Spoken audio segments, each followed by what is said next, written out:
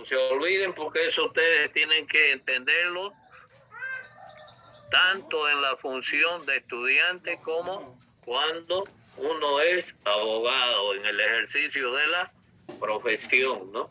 Ahora, unificación internacional del derecho privado es una moderna aspiración, la de unificar el derecho privado perteneciente a varias naciones, de tal manera que ello facilitará el comercio jurídico internacional, contribuyendo al mejor entendimiento y a la paz de los pueblos.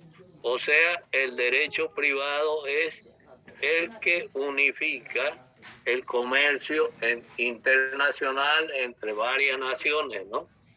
Derecho y el Código Civil. Vamos a leer esta más. El derecho civil boliviano. No podemos hablar en sentido estricto del derecho civil boliviano. Nuestro derecho le hemos recibido en la versión del Código de 1831. Esos eran los códigos 31, que era en base a la codificación francesa. Del derecho francés, por eso dice, consagrado en el Código 1804, y del derecho castellano a través y principalmente de las partidas de la novísima recopilación. Ambos derechos, el francés y el castellano, son expresiones del derecho romano. O sea que el Código francés y el castellano codificaron en base al Código romano, ¿no es así? Que es la base, ¿no? Los códigos justinianos, por eso le llaman a los romanos, ¿ya? Nada se ha conservado del derecho incaico vigente en el Collasuyo a comienzos del siglo XV hasta el momento de la conquista de los españoles. O sea, no hay ni residuos del derecho incaico, porque había un proyecto de ley con el anterior gobierno de que nosotros pasemos a ser el estado Collasuyo, ¿ya? Y lógicamente que seguramente dijeron se van a oponer porque van en contraposición de lo que es Bolivia, pues no es así. Por eso le han puesto Estado Plurinacional de Bolivia, porque estamos conformados por 36 naciones indígenas, ¿ya? Durante el coloniaje y aún en algunos años después de la proclamación de nuestra independencia, rigieron derechos indianos subsidiariamente el derecho castellano. O sea, cuando ingresaron los españoles a colonizarnos. Podemos dividir el derecho civil boliviano en 4 periodos: derecho precolonial, derecho colonial, derecho intermedio o revolucionario, y derecho republicano o derecho propiamente dicho. Derecho precolonial es aquel que estaba vigente en esta parte de América, Bolivia, antes de la conquista española, y se subdivide en derecho incaico, subderecho incaico. No se ha investigado sobre el derecho de los aymaras, pero es indudable que, habiendo alcanzado un alto nivel cultural, su vida ha tenido que ser regida por normas jurídicas de acuerdo con esta cultura. Los incas no tuvieron una escritura a través de la cual se pudiera sistematizar una legislación, o sea, no hubo legislación para plasmarla, ¿no?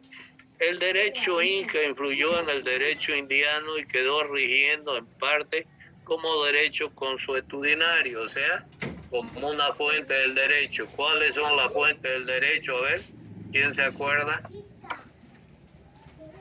Es la jurisprudencia, la doctrina, las leyes, el derecho consuetudinario. Es la costumbre, lo que sí estamos hablando, ¿no? Bien. Sí, sí. Derecho colonial. Es el derecho vigente desde la conquista española hasta los movimientos revolucionarios de independencia del 25 de mayo, que vamos a recordar ya que se inició en Sucre, ¿no? y 16 de julio en La Paz de 1809, y se dividían en derecho indiano y derecho castellano. Derecho indiano es el especialmente establecido para que rija en América conquistada y colonizada por los españoles, ¿no? Ese es el derecho el indiano, especialmente que se dio en América para que rija en toda América, porque quienes conquistaron los españoles, ¿no? Salvo lógicamente Brasil, que fue conquistado por Portugal, ¿no?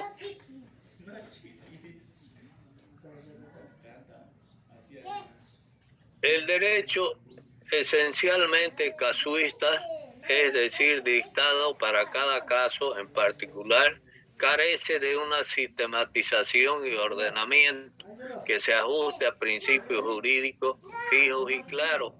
O sea, ese derecho es el casuista, como su nombre lo indica, que fue plasmado en una codificación para caso, para cada caso. Entonces ahora ya no existe, ya no está vigente ese tema. Derecho intermedio revolucionario son las normas que se dictaron en el periodo que va de las revoluciones emancipadoras del 25 de mayo, del 16 de julio de 1809 a la proclamación de la independencia el 6 de agosto de 1825, ¿no? El mismo que se prolonga hasta el 2 de abril de 1831, fecha en que entra en vigencia el Código Civil Santa Cruz.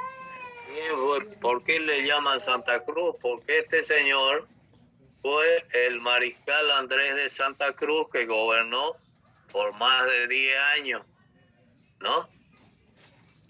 Y ya codificó todos los referentes, ya se organizó el Estado, en otras palabras, ¿no? Con el Estado, no olviden de que se conformó con el poder judicial, poder legislativo, poder judicial y poder ejecutivo, ¿no es así? Derecho republicano y boliviano propiamente dicho. Comienza el 2 de abril de 1831 hasta nuestros días en toda su reforma. Ahí vamos a quedar en el cuarto tema de persona y personalidad. Esto es historia, para que ustedes más o menos tengan conocimiento de cómo fue avanzando el derecho, ¿no es así? En nuestra república, hoy llamado Estado Plurinacional.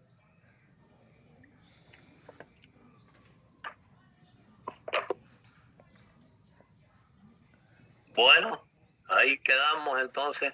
Entonces nos vemos el próximo jueves. Vayan repasando. ¿Ya tienen conformado su grupo? No. Entonces, seguramente Isabel Rivero le va a decir que conformen su grupo.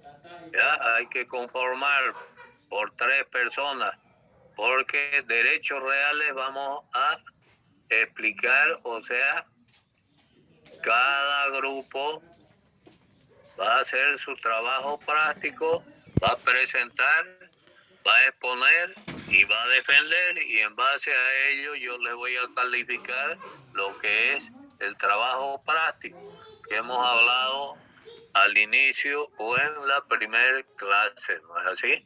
Entonces vayan realizando la conformación de sus grupos, ¿ya? Y le avisan a Isabel Rivero, que es la encargada.